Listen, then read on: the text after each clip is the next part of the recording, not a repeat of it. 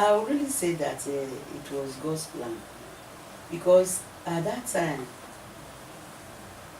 I was really angry with myself even. Why was I angry with myself? When I finished my school, my primary school, I was not sent to secondary school.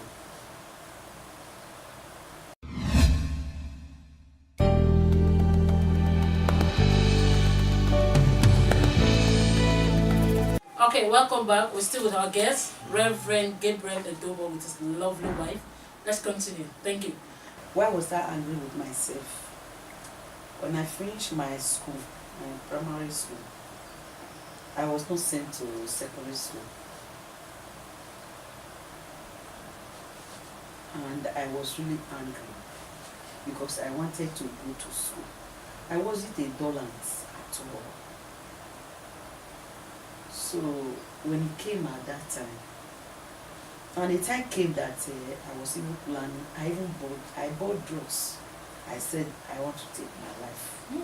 Why will it be that I will not go to school? But at that time, I was staying with one of my sister. That my sister told me, you that can even write, because that my sister didn't even go to primary school. She said, you can even write. If you see something, you can read. You want to take drugs. What about me? I cannot even read. I cannot write. If you write ABC as big as this house, I don't know what it is. So that my sister was really talking to me, because at that time we were living together. My mother was not around. There was one of our family member that was sick. My mother was staying in that place. So when it came, all those ones gave me encouragement, because I wanted to leave the house. And I remember I told him, even when I was accepting, I told him that even though I'm old, I will go to school. And he agreed that, yes, if I want to go to school, I can go to school. And that one was the real thing that really encouraged me to marry him. And as God will have it, really, You went to school. I went to school. After we have married for almost 8 years, because we got married in 1973, but I went back to school in 1980. We have had our first, second, third, fourth. My fourth child, Before you went back who to is the school. doctor now. Yes. I was pregnant, almost due, when we went for that interview. So they postponed the resumption. So I delivered. It was 2 weeks After delivery. after delivery You went back to school. when I resumed. 1980. Did examination. So at that time, when I resumed school, we were closing 2 o'clock in Imagoro. We were the one that teacher's training at that time. We were at Imagoro. When I close at 2 o'clock, when my husband is coming to carry me, he will carry the baby inside the car. So immediately I enter the car, I will give the baby breast. You see my school uniform, I have to put a cotton wool. But once it is around 1:30, you see it will now soak out. So immediately I will enter the car when we close to carry me. I will give the child breast inside the car. So I went to that school for 5 years. I was in that school, I had 2 children. How many kids do you have? I have 7. 7 of them. Wow. When I was in year 3, I had one. At that time, I didn't even know I was pregnant. But the school was on strike for 6 months. So that was how I was at home. Even I have delivered, my baby was up to 3 months Before the school resumed? before the school resumed. Wow, thank God. So when we resumed the school, I have to go and stay with my husband's mother. So when I'm going to school, I will leave my baby with her. So that was how. And when I was in final year, my year 5, I went to boarding house, because you have to go to boarding house when you are doing the practicals. Everybody must go to the boarding house. I was in the boarding house, did my practical, did everything. And it was very supportive. Daddy was very supportive. Yes, yes. After You how were many married, kids? I I went to the hostel. Yes. No. And daddy was who was cooking? Who was taking care of the Yes, kids? my children was grown up now. The elder The senior ones. one. The senior girl, my senior girl was grown up one in that time. So How long did you stay in the hostel? or 10. The time is like 3 months. Yeah. And daddy was okay with it. Yes. That's right. So Wow. And you see so many young guys of these days. They can't even allow the wife 1 week out to go and do what she loves doing. Especially when she has a child. And daddy was that supportive for 3 months. yes, I was in the hostel. Did those practicals because we have to be in group, have so many things to do together. And once you are doing that practical at that time, you must be in the hostel. We were many that was married. It was for married women at that time. It was few guests that was there. You see, they laugh at us. At that time, they were laughing at us. In fact, especially when they see I'm pregnant, they say, which one you call us? Well, I'm married though. I'm not like you people. So after finishing that practical, when I came home, I didn't even know I was even pregnant. Wow. Somehow. And that was my final year. So everybody, they were talking. But as God will have it, I did all my best. They were laughing at me. In fact, it was, I don't know how I will put it, but it was God's grace. God's grace. I stay in school, I read. Even some, my friends, they deserted me. He said that I can't read or so many things they were saying. Well, I try my best. In the night, I'll be reading. So that was how I did that my final year exam. We finished exam in July. I had my baby in August. Wow. So that my baby is doing her masters now in UK. Wow. And we were at Kenwan Road down by the park. So when our result came out at Imagwe Road, they placed the results. I didn't know. I was at home. After a week or a week and a half, my friend came. I was beating my baby.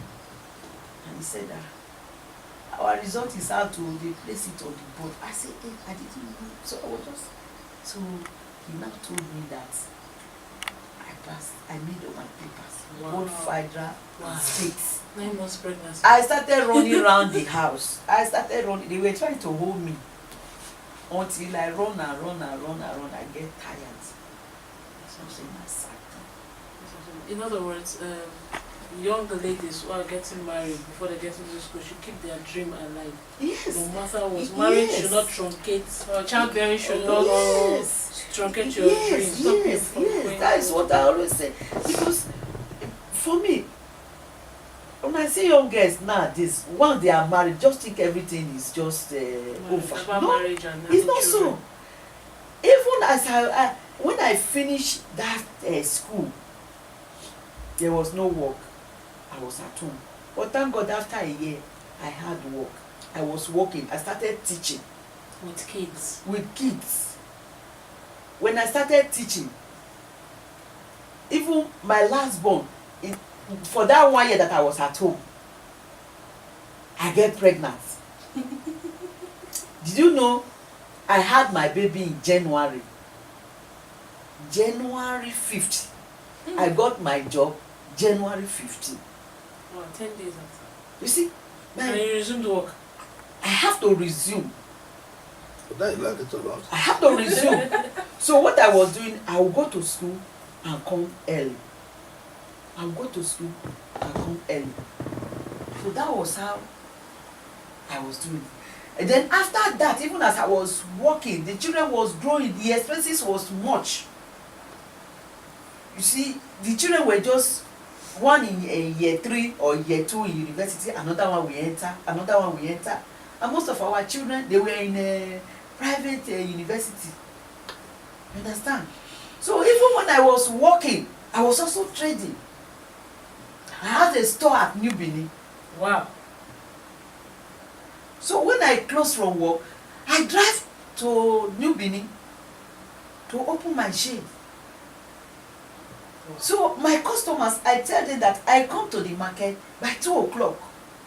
And in my church, I was the woman leader. You had a lot of responsibilities with kids. Yes. And it worked out. I was the woman leader. I held that position for 12 years. Wow. So when I close from work, I go to the market. From the market, I go to the church. From the church, I come back home.